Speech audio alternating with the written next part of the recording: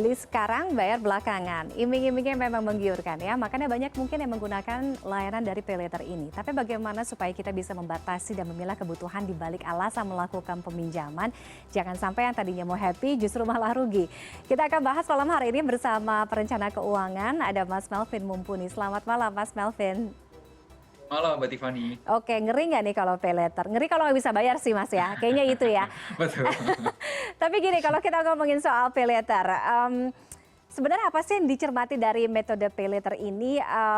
Kayaknya kebanyakan korelasinya memang dengan gaya hidup ya, orang-orang yang memang menggunakan PayLater ini.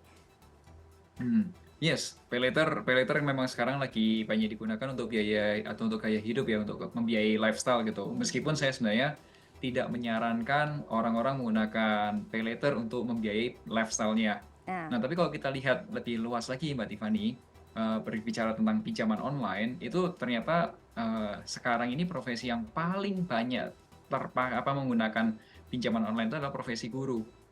Nah, ini hati-hati yang memang perlu cermati ya. Biasanya ada 3 level nih yang saya temuin di lapangan. Satu, pertamanya itu memang kondisinya kebutuhannya mepet, nggak ada uang, makanya menggunakan pinjaman online yang mudah. Itu bisa kebayar. Yang kedua, karena sudah pernah coba, jadi coba lagi terbiasa, tapi masih bisa bayar. Itu level 2. Dan yang parah level 3, coba terus sampai akhirnya terjerat sama pinjaman dan akhirnya gali lubang tutup lubang untuk biayain pinjamannya itu atau cicilannya itu, untuk bayar cicilannya itu. Nah, itu yang bahaya, Mbak Tiffany. oke, kayak judi ya, Mas Melvin ya.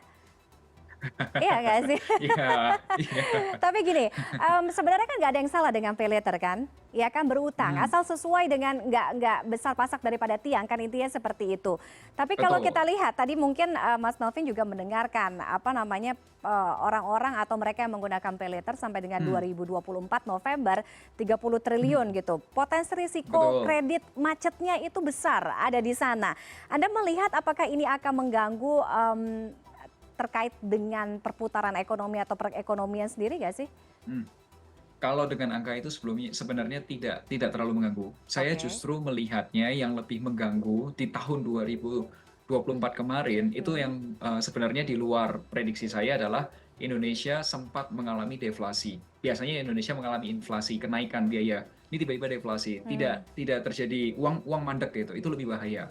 Nah, saya lebih takut sebenarnya kalau ada gabungan antara dua dua variabel. Satu, judi online, kedua pinjaman online ilegal yang dinikahin jadi satu. Nah, itu yang saya takut.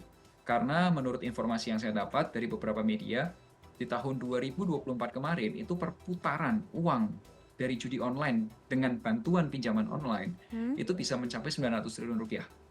Hmm. Itu lebih mengerikan daripada cuman yang pay later-nya saja. Sebenarnya itu. Gitu. Ini pinjaman online, maksudnya pinjaman online yang legal terdaftar OJK ya? Semua pinjaman online tapi digabungkan dengan judi online. Jadi ada orang yang menggunakan dana dari pinjaman online Hmm. untuk pakai judi online. Nah, itu bahaya.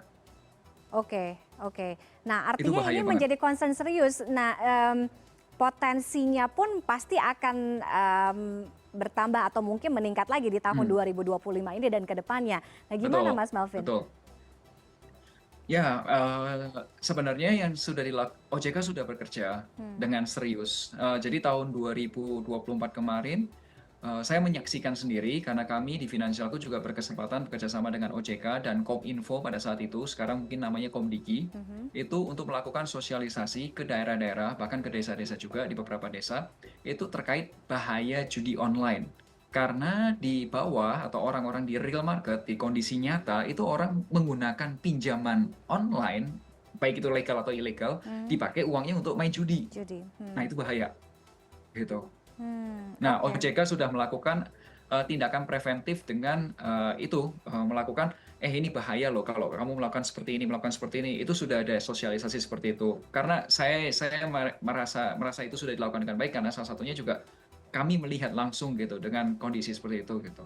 Oke, dan mungkin untuk perlindungan konsumen, kemudian Hmm, untuk solusi tadi seperti yang dari hmm, concern-nya Mas Melvin gitu dan juga kawan-kawan financial hmm. planner, OJK punya aturan per 1 Januari Oh 2027 ya, terkait dengan pembatasan usia peminjam paylater, ya kan harus hmm, 18 tahun hmm, atau sudah menikah, kemudian pendapatan per bulannya pun harus 3 juta rupiah minimal. Nah, melihat ya. hal ini apakah memang bisa menjadi solusi, Mas Melvin, atau mungkin ada skim yang lebih ideal lagi? Nah, kalau menurut saya itu sudah bagus ya, sudah kemajuan ya, karena usia 18 tahun kan artinya kita sebagai seseorang sudah menjadi cukup dewasa ya, dinilai Mhm, cukup dewasa untuk bisa bertanggung jawab sama keputusan-keputusan finansialnya kita. Nah, ke depan yang bisa ditambahkan sebenarnya adalah peningkatan literasi keuangan, khususnya buat usia-usia lebih muda. Supaya apa? Supaya orang-orang tuh ngerti, oh ternyata kalau pinjaman itu ada konsekuensinya seperti apa. Kadang-kadang orang nggak ngerti loh, oke. gitu. Nah, kadang-kadang orang nggak ngerti sama orang udah, pengen cepet-cepet aja dapat dana cash atau dana instan. Nah, Ya, artinya ini yang menjadi, PR bukan hanya kalau tadi mungkin OJK sudah kasih sosialisasi kok, sudah kasih hmm, literasi hmm, keuangan, yang baik kepada masyarakat.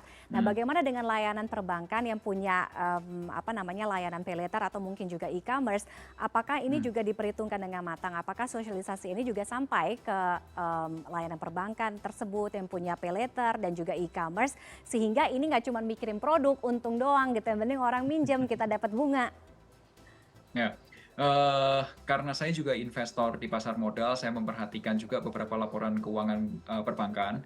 Saya melihat perbankan itu juga sudah melakukan risk management dengan baik ya. Hmm, Mereka juga sudah mewanti-wanti atau sudah melakukan alokasi gitu. Dianggapnya kalau ini kredit-kredit yang berisiko, tentunya dengan ada SLIC, kemudian dengan identifikasi sebelumnya, itu sebenarnya adalah langkah-langkah untuk mengurangi terjadinya risiko gagal bayar sih.